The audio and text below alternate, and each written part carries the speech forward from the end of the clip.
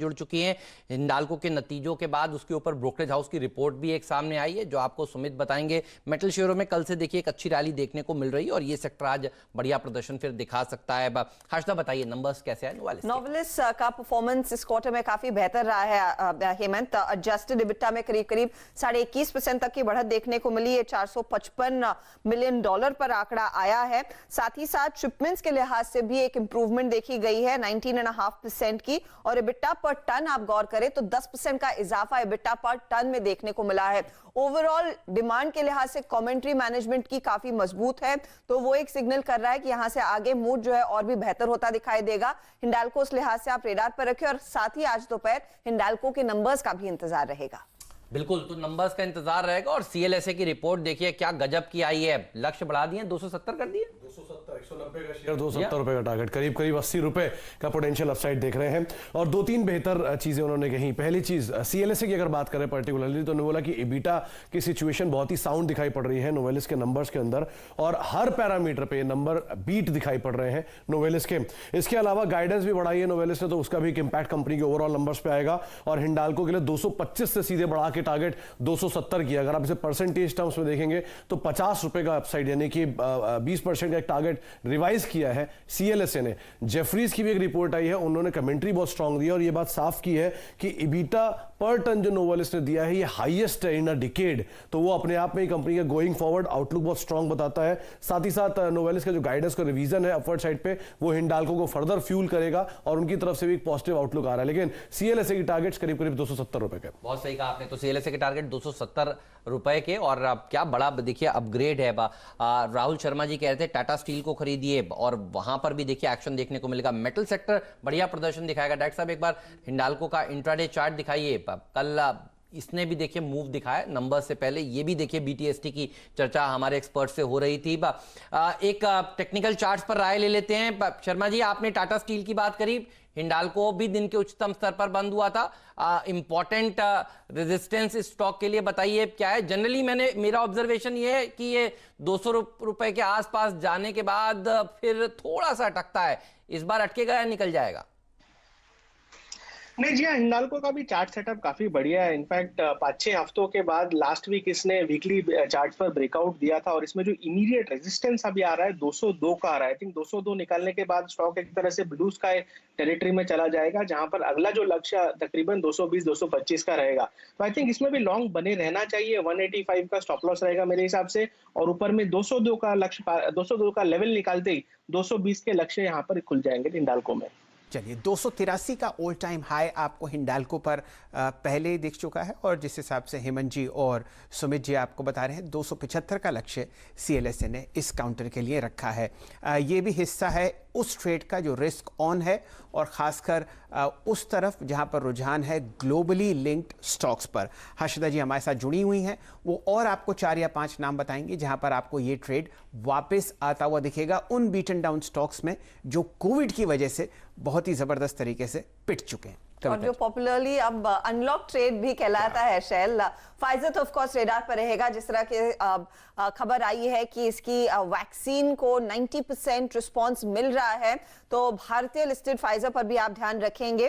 साथ ही साथ एविएशन कंपनियां, क्योंकि कल आपने नोटिस किया होगा कि तमाम एविएशन स्टॉक्स में बहुत ही तगड़ी तेजी देखने को मिली, तो भारत में आप इंटरग्लोब, स्पाइसजेट जैसे स्टॉक्स रेडार पर जरूर रखें।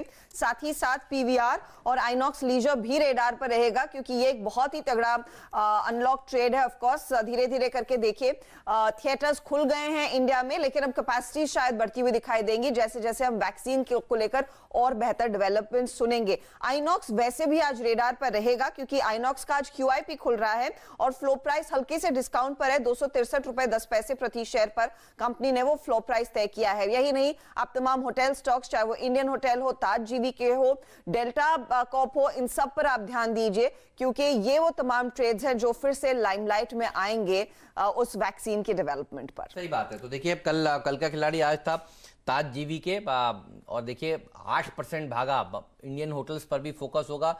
इसके साथ साथ कामत होटल भी देखिए कल 8% भागा। आखिरी सौदा में हम लोग चर्चा कर रहे थे, हमें नहीं पता था वैसे वैक्सीन आ जाएगी, ये बात बिल्कुल साफ है, लेकिन ये वो ट्रेड था।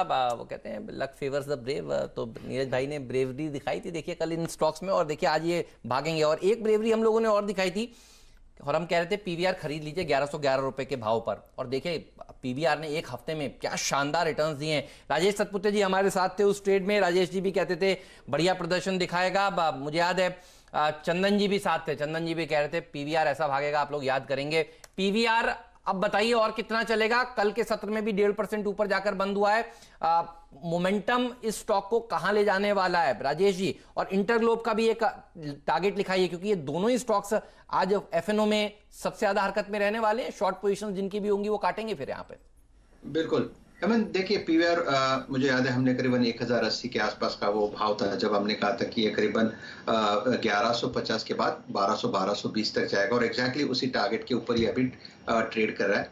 ओवरऑल जिस तरह से लोअर लेवल पे बेयर ट्रैप है, मुझे लगता है ये 1300-1310 का टारगेट यहाँ पे अनफोल्ड कर रहा है, यानी कल का जो क्लोज है इसका वो करीबन 1232 का है। सो आप ये कह सकते हैं कि करंट लेवल से करीबन 70-80 रुपए का और एक मूव आना चाहिए। 1300 के आसपास इसका एक ट्रेंड लाइन रेजिस्टेंस है, तो यही मैंने टारगेट ले रखा है फॉर द टाइमिंग, एक मोमेंटम ट्रेड के हिसाब से।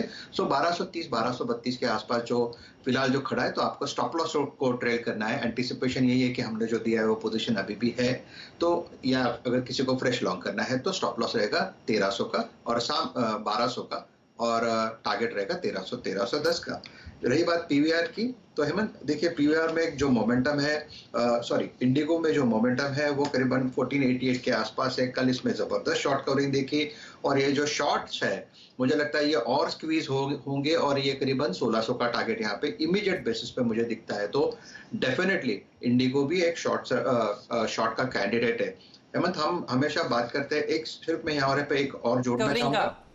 हाँ सर, स्पाइसजेट की, हेमंत स्पाइसजेट भूलना मत ये भी चलेगा, 50 के आसपास अच्छे से सेटल है, इसको 60-65 जाना है। स्पाइसजेट को भी नहीं भूलेंगे, इंटरग्लोब को भी नहीं भूलेंगे, और पीवीआर को भी नहीं भूलेंगे। लेकिन ये लाल टाई क्यों सर आज, ये तो बताइए? ये बुल्स को भड़काने के लिए पहनी है आपने क्या? ऐसा कुछ नहीं है, देखिए क्या मौका ही नहीं मिल रहा है लाल टाई बाहर निकलने के लिए। हाँ तो सर इसको सूटकेस में दबा के कहीं छुपा दीजिए। Okay sir. नहीं सर, कभी कभी क्या है, इतनी अच्छी जगह रखिए कि खुद ही को ना मिले, ऐसा भी कर सकते हैं आप। ऐसी जगह रखिए कि मिले ही ना। लाल टाई आज आप, मतलब मैं थोड़ा देख के अरे नहीं टाई का आपका दिल तो अभी भी बुल ही है ना सर, लाल टाई पहनी है, इससे हम लोग कोई भ्रमित तो ना हो। बिल्कुल नहीं, मेरा टाई का और मेरा कॉल का कोई संबंध नहीं है। ठीक।